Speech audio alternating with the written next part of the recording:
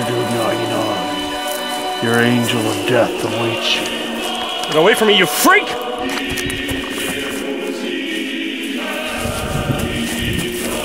Laser Dude 99.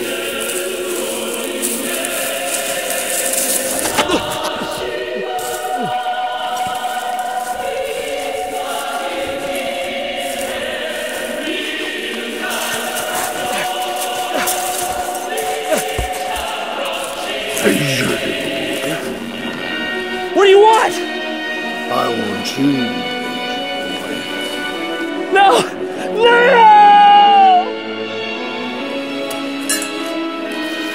And that's for making me review Batman and Robin.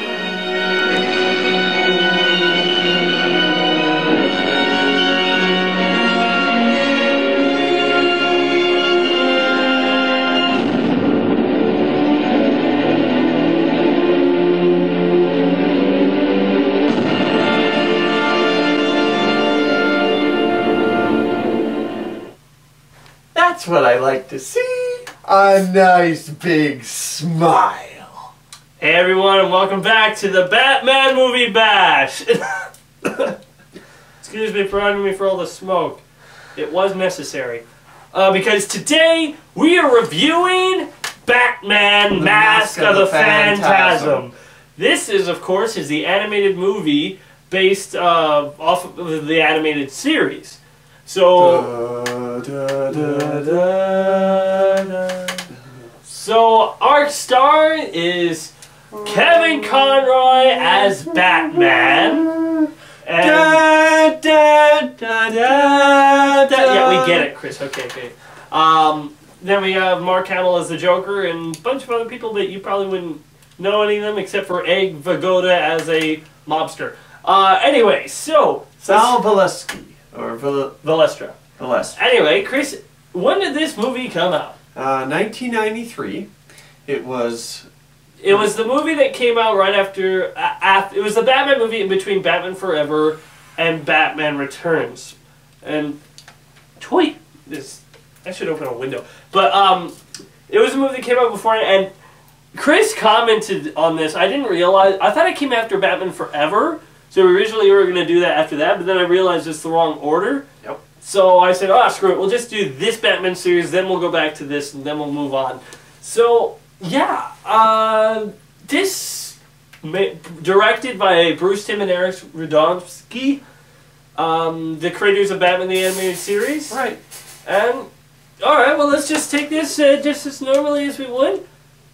Let's start with the actor, the characters. So, actually, the characters. Let's go with the basic story. The basic story of Batman: Mask of the Phantasm, if you don't know, is there are these mobsters that are being killed by this mysterious figure called the Phantasm.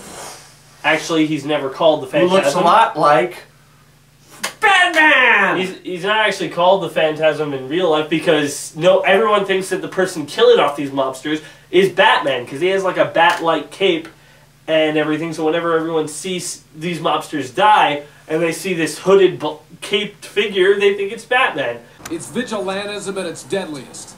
How many times are we gonna let Batman cross the line? I'm sorry, Councilman, but you can't blame Batman for what happened to Chucky Shaw. Why not? He's a loose cannon, Commissioner. It's not just my opinion. A lot of people, including the police I might add, think Batman's as unstable as the crooks he brings in. So, Batman is being blamed for these murderers. And Batman has to figure out how are they connected, and who the Phantasm is, and also exploring a past love that has been into his life. And we explore Batman's past, his love, his pain, his journey into Batman, and, and we have some fun times with the Joker. Yep. Now, the Joker doesn't come till about, halfway in the film. Midway. So you don't really know, anyone other than Batman, Alfred, Commissioner, Harvey Bullock. One thing I must say, though, there's a lot of flashbacks in this movie, so you have to keep in line. Like, you can't leave while you've seen this, or you'll completely miss the the fact that it's past and present. Now, there have been ways that they've shown. Wow, that's a bottle hitting the door. Yeah, go ahead. there's been ways that they've shown Batman starting out, and this way is simply they show his younger years, and they show kind of, you know, how he meets this girl, Andrea, and they also give Batman the reason. Now, usually they show it at a younger age, but movies like Batman Begins, you see that Batman chooses to be Batman for a reason, and this they show you why, because he makes a vow to his parents. Yes. The whole thing with Andrea, the girl that he. Like, okay, I just want to say, for Batman movies in general, I actually really don't like love interest integrated into a Batman film that much. Like, you know, it's okay with Vicky Vale, it's okay with Catwoman, Rachel Dawes is okay, but then you got like, you know, Nicole Kidman and some other, and you just realize, you know, I don't get why Batman's into this. Like, Batman has this crusade against crime. Why would he put a love life to? It would jeopardize his whole mission. But in here, they go about it at a different angle. The love life is part of his past. He was in love with this woman before he became Batman, and it actually shows his struggles where he debates whether he should be. Well, obviously, he doesn't know if he's going to be a guy called Batman, but he debates whether he should leave this life because here he sees an opportunity for happiness and. To get married, too. To get married and to live a life and love and to just live a happy life. But the thing is, with Batman, we know that can't happen.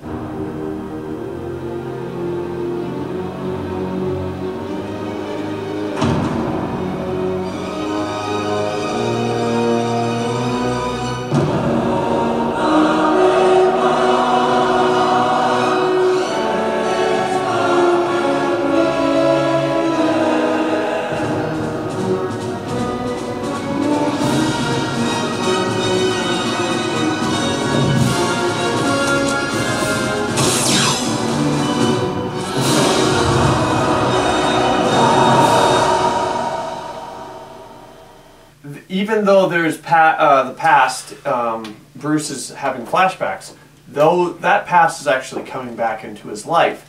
And when he tries to have, you know, love with this girl, well, something happens where it just can't work out. And they ask, is it going to work out? And he says, I want to believe that it will, but I don't know for sure. And then what happens? The one thing that gets in between them again, bats. But it's a symbol. It's not bats actually coming at them all the time. It's actually his destiny is always going to get in the way of what he has wants to do, and that's exactly what happens. We see bats coming out of the ground, and it kind of reminds you of another movie, but we are going to review that later. Batman Begins. The whole bat's coming out of the ground, and then Bruce actually goes down to check it out. Just like in what movie? Batman Begins. Goes down to check it out, sees bats. So, your point. Hint. And also, Christopher Nolan obviously drew some inspiration off of this film. I didn't really notice it too much until we recently rewatched it, but there are some aspects, not ripped off, but that he took from this film, like Batman going out. It shows Batman's first night on crime before he's Batman. And people think he's a joke, right? Even though he's all dressed in black and he still looks formidable. He's not scared. They're not scared of him. And he knows that he has to instill fear in them in some way.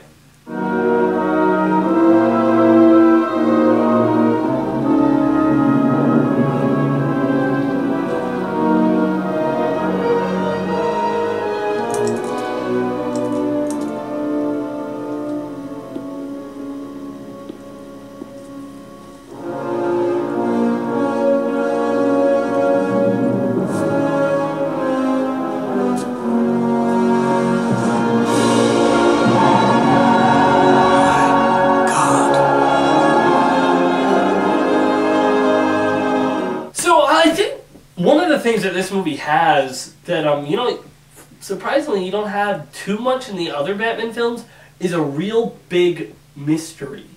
You have no idea who is this Phantasm going about doing all these things, and you're just like, who could it be? And you think you know,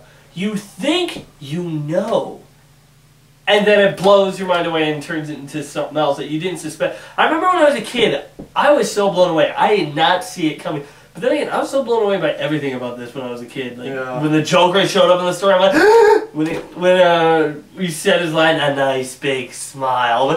You know, as a kid, I was just so into this movie. It was unbelievable. Well, and another thing, this is, I don't know a lot of anime movies back in the day, but this one is PG. And it's PG for a reason.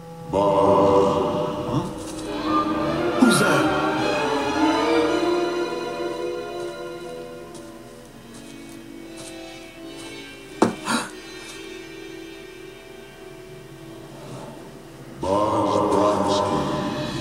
Your angel of death awaits.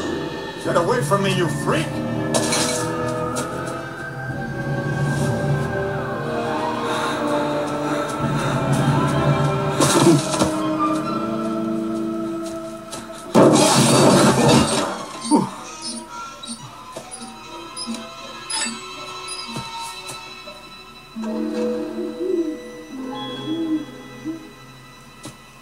Time to pay for your sins, Mr. Bronsky.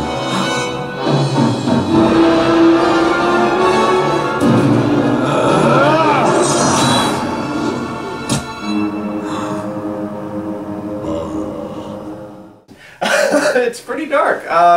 I'm not gonna lie, I was pretty scared in a couple scenes. And The cemetery I don't know scene? how old I was, but it was a little scary. I mean, wasn't used to watching horror movies. When so you have yes, this creature that looks like it's from a horror movie, well, and it Jason, says, Your angel of death awaits. that's a little creepy. yeah. And so anyways, but it has a lot of potential drama, I should say, because one of the things with drama is you gotta, do it right. And I think this movie does it right. You can't really have a lot of, sappy lines there because it won't be good. So you gotta make sure it's realistic and that people actually understand. And I was very surprised at the animation, actually. Oh, yeah. In the beginning, you're thinking, oh, okay, the opening credits is great. Oh, and then yeah, then they show, they show the opening scene with the mob guys, and you're thinking, oh, this is just going to be another regular Episode of the animated series. But they did a lot of things that, honestly, I just see as a mimic for actual people. The scene where Andrea is talking to Batman, she actually stirs the liquor that she's about to drink, the ice. She actually stirs it in such a way it's absolutely seamless. It's not like it doesn't feel robotic. They feel like real people in this thing. There's a scene where Batman hits the wall, and then he quickly kind of shakes his hand off. Shakes his hand. It's like one shake, and then he moves. And that's exactly what we would do if we hit something. So it's not glitchy at all. I think it should have gotten an award for being the best cartoon animation movie. I wish that they had the best award for best animated feature at this time, because it totally would have won. Yeah. One of the tragedies I think of this movie is that it did poorly at the box office. I mean, because this was a great movie. I loved it. A lot better than a lot of the other Batman films. And it didn't do well at the box office, and because of that, all superhero animated movies are all direct to DVD now. Yeah. Warner Brothers, I don't think they had done a lot of animation movies in the past, and this was like, this is one from Warner the 90s. Brothers didn't do anything like Looney Tunes. No, but they didn't do Looney Tunes for a whole long time until later on, when, of course, they tried movies like Space Jam, and then more after that. But honestly, other than Bugs Bunny, can you name another movie that Warner Brothers did? Give me a second. Not at the top of my head, no. So sure, I could find one, but you have movies like Land Before Time, but really, like, that wasn't Warner Brothers, was it? No, it was Paramount, wasn't it? It was Universal. Universal, right? Yeah. At least I'm pretty sure. Don't hate me if it's not.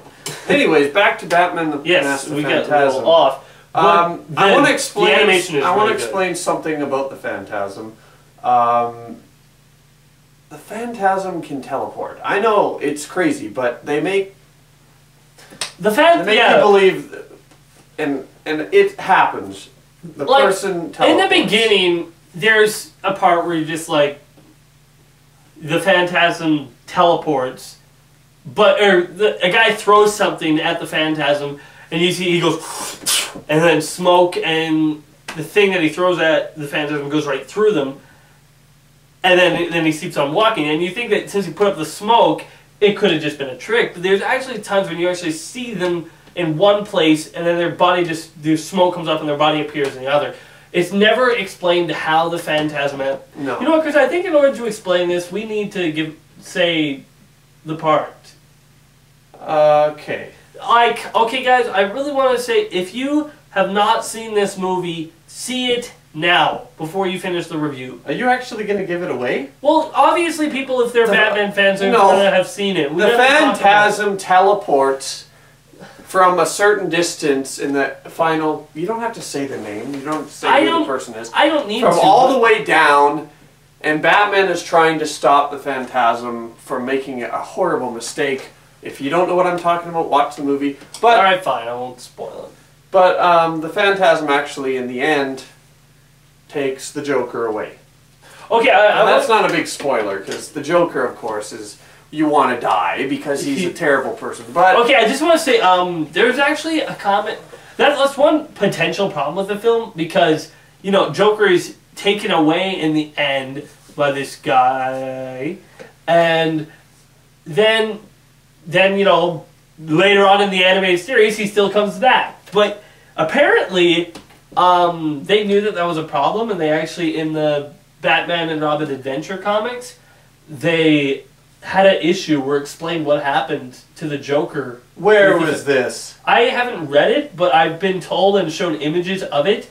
It's the images with the Phantasm holding the Joker with a blade in his hand, and it shows what happens in between that movie and what happens later on, what the Phantasm does with him. So I haven't read it, but I really want to. But, you know, at least it's explained somewhere. Of course, Kevin Conroy as Batman is fantastic. Yeah. I mean... His voice goes where no other person's voice can go. And it's just... It's, you know, the best Batman voice in my mind. You know, he portrays Batman... And he actually does detective work. You know, he scans stuff, he gathers evidence. And, you know, as Bruce Wayne, he's charming and funny. But he also has... You know, he has everything going on. So, you know, there's not much to say about Kevin Conroy. Because if you watch the Batman the Animated Series, you know he's great.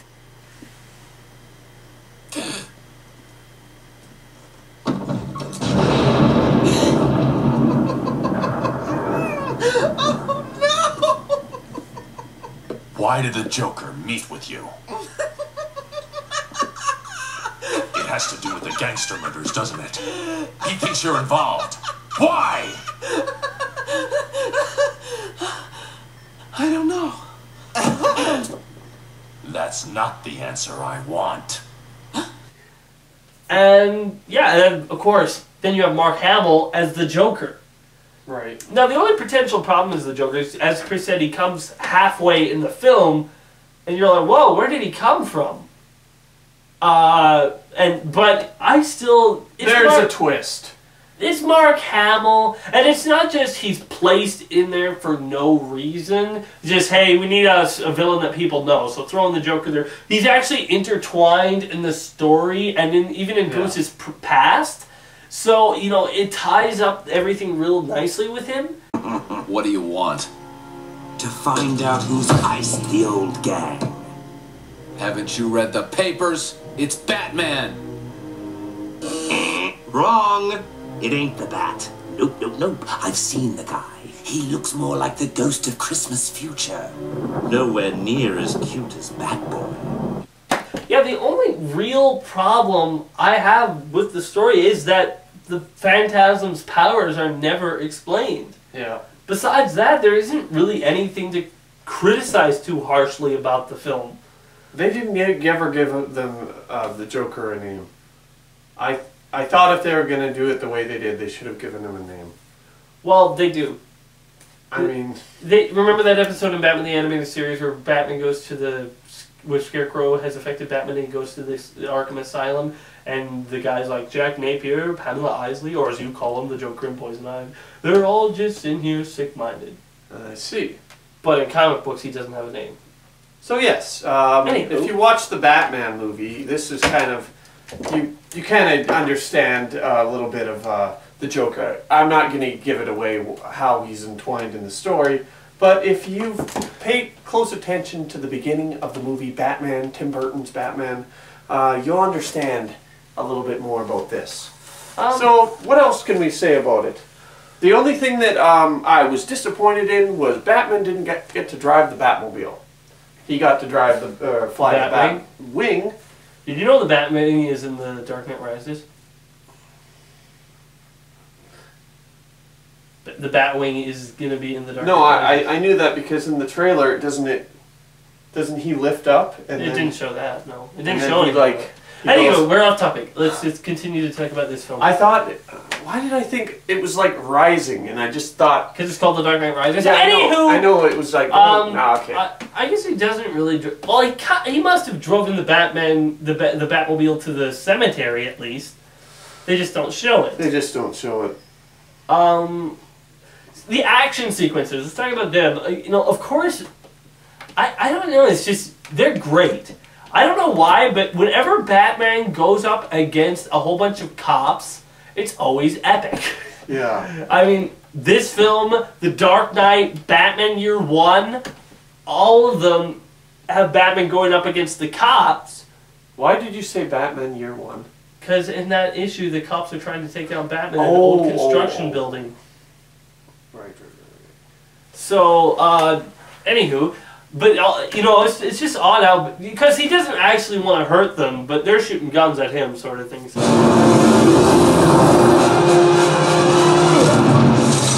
Freeze!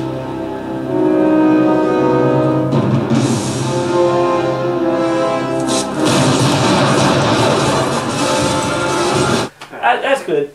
You know what, though? I guess one thing that I could complain about this film is Commissioner Gordon. Not that he's large. Not really in the movie. Well, he's not in the movie, but the fact that he just says, you know what? I don't think Batman did it, but you can go chase him if you want. I don't want any part of it. Yeah. It's not like I'm the commissioner. It's not like I have a say in this or anything. Yeah. It's a little bit of a thing because Harvey does something dirty. He hires help to go after Batman. Well, they get the whole SWAT team and stuff. Yeah. And well, I thought he hires. No, that's people. Remember that's the brown uniforms is Gotham SWAT team. That's right. That goes against them in on the Man and Bat episode. That's right. Where do you think this is in the continuity of the Batman the Animated Series universe? Would it be, you think, after the first season? I'm thinking like along the lines, if this was like one long episode, yeah, it would probably be just like in the first season, like before any of this happens. Like, I mean, Batman is still, you know, learning, I think. I feel that he's learning because he gets smarter. And obviously, he was in the Batman the Animated Series. He's been Batman for a few years. Yeah. Like, I think he's been a Batman for like 3 years in Batman the Animated Series in the first episode. Anyway, but yeah, that's, geez, there's not a whole lot to talk about this. There's just a lot of good stuff. I mean, the animation is great. The voice acting is great. The mystery is great. Well, my friend, I guess that means we'll have to cut her short. No, we gotta elaborate on this. Elaborate? Not elaborate. Elaborate on this a little bit. Oh, did you see the Warner Brothers logo in the city when Batman's walking through the building? Oh, that's what I was going to talk about. I was going to talk about the fight sequences. Oh, yeah. Like, okay, like they're really good because they're all different. You know, like there's one that shows Batman's first mission, but before he was Batman, and that's, you know, nitty-gritty style where these guys are beating up on him, but he's learning, and, you know, he takes down a semi. And then there's him versus the Joker in a giant city, and it looks like a Godzilla fight. Yeah. So that's awesome too. Then there's Batman fighting some guys on motorcycles as Bruce Wayne. There's Batman versus the police. There's just so many different fight sequences, and it all works so well. And it's all well integrated. It doesn't feel unnecessary to just throw in the action sequence. And just like most Dark Batman episodes, it ends bittersweet. Yes. I think probably my favorite scene in the movie is in the flashback where he knows that he's in love with Andrea, but he also knows that he made a vow to avenge his parents, right? So there's a point where he doesn't know what to do, and so he goes to his parents' grave to ask if they can just not allow him to fulfill the vow that he made. And he's just crying, and he says, "It's not that I don't care, it's just it doesn't hurt so bad anymore. I need this to be different now. I didn't count on being happy." It doesn't mean I don't care. I don't want to let you down, honest, but it just doesn't hurt so bad anymore. You can understand that, can't you? Look, I can give money to the city, they can hire more cops, let someone else take the risk, but it's different now.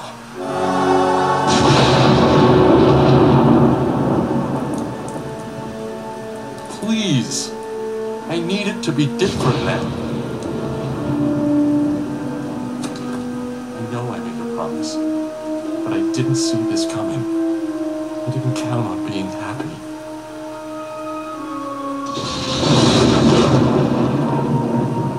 Please, tell me that it's okay. Maybe they already have.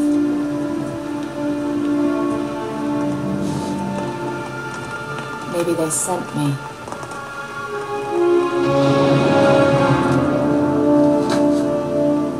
So besides those only two things, there's only one other thing that I can notice that's a mistake, and it's just a quick scene. Bad animation. Yeah, it's just a bad animation, just slept on the job, I guess. There's the scene where Andrea visits Bruce, well, it's still in the flashback, for the first time. Well, not the first time, He's she already met him. practicing jujitsu. Jujitsu, sorry. Yeah, anyway, and she flips him over, and then he trips her. But the thing is, she's wearing a dress without sleeves when she's standing up, and then he trips her, and she's on the ground, and all of a sudden her dress has sleeves. Sweater. Yeah, she's wearing a sweater. I mean, it's like on the way down, Alfred called the Flash to put a sweater on her or something. I mean, it's just a quick scene, and it's the only real mistake in the animation that I noticed, and I didn't even notice till this time watching it. But besides that, the love story is beautifully tragic, the action is really nitty-gritty and great, and the overall mystery and payoff of the story is awesome. One thing I want to add is, it's not if you're expecting it to be exactly like the animated series, you'll probably get most of what you see, but it's different because they're allowed to do more. They're allowed to do more, and every time I see it, I have to remind myself that it's not the animated series, so they're doing things a little differently. It's probably what I'm trying to say. It's probably a little bit more dark for my taste, but that's okay because that's what Batman is supposed to be like. And I mean, I would have loved to have a lot more action and stuff, but you know what? There was explosions and I think it was pretty good. So you want to give this a couple stars? Stars? Where's my laser gun? There it is. Excuse me. I am gonna say that I'm gonna give Batman Mask of the Phantasm an 8 out of 10. I'm gonna give it a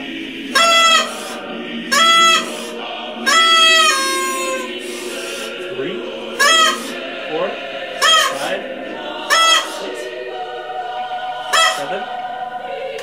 7 out of 10. 7 out of 10. Okay! Well, that was the shortest review we've done, I think. Well, join us next time when we get onto the Nolan films and review Batman Begins. Get ready, guys, because I'm going all out for this one. We're going to the core. We're going hardcore.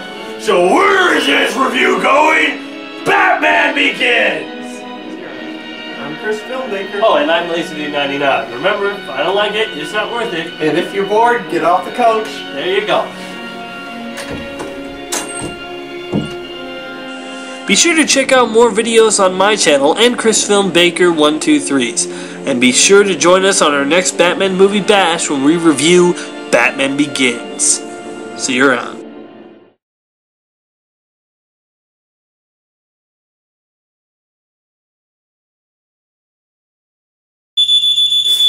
See, this is what happens, Chris, when we try to use a fog machine. The smoke detector goes off.